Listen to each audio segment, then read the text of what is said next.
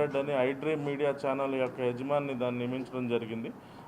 ఆ సమయంలో 2 విభాగాలుగా పనిచేసేది ఏపీ డిజిటల్ కార్పొరేషను, తర్వాత ఏపీ సోషల్ మీడియా టీమ్ అని చెప్పి ఉండేవి. ఈ డిజిటల్ కార్పొరేషన్లో 65 మంది ఉద్యోగులు ఉండేవారు. అందులో కొంతమంది పూర్తిగా కూడా వైఎస్ఆర్ పార్టీ కార్యక్రమాలకు వాళ్ళు ఉపయోగించుకోవడం జరిగిందని ఇతను చెప్పడం జరిగింది ఇతని వాంగ్మూలంలో. అయితే 2020లో మాత్రం భారీ స్థాయి మార్పు కోవిడ్ సమయంలో సజ్జల భార్గవరెడ్డి అరంగేయటంతో మొత్తం అంతా కూడా వినూత్నమైన మార్పులు రావడం జరిగింది. మొత్తం అంతటినీ ఒక తాటి మీద తీసుకొచ్చి ఇక ఎప్పుడైతే సజ్జల భార్గవ ఈ యొక్క విభాగాన్ని ఆయన చేతుల్లో తీసుకున్నాడో ఈ భూత పురాణాలన్నీ మొదలెట్టడం జరిగింది.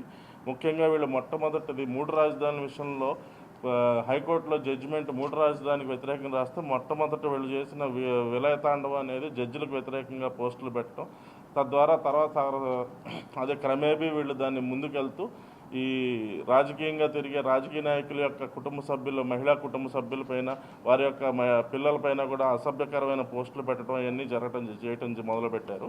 మొత్తం వీళ్ళు మేము 45 మంది వీళ్ళ ముఠాలో మనం ఐడెంటిఫై చేయడం జరిగింది. మొత్తం 40 సోషల్ మీడియా హ్యాండిల్స్ని మనం వెరిఫై చేసాం. ఏదైతే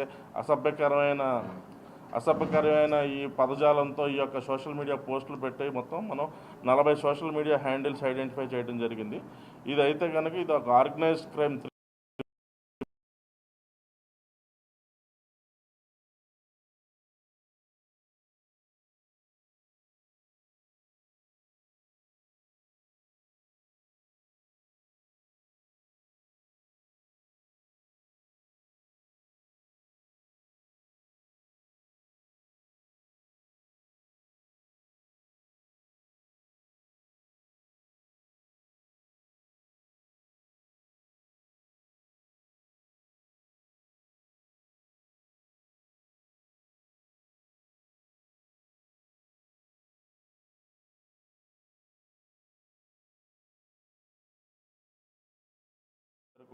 మహిళా కుటుంబ సభ్యులు, ఉప ముఖ్యమంత్రి గారి మహిళా కుటుంబ సభ్యుల మీద, తర్వాత ఇప్పుడు ప్రజెంట్ ఈ పార్టీలో ఉన్న ప్రభుత్వంలో ఉన్న మహిళా నేతలనే ఇతని యొక్క లక్ష్యంగా ఎంచుకుని ఇతను సోషల్ మీడియాలో ఈ వికృత విలాపన లేకపోతే ప్రళయ తాండవం చేస్తాం అనేది దానిలో ఇతను సిద్ధహస్తుడు అనమాట.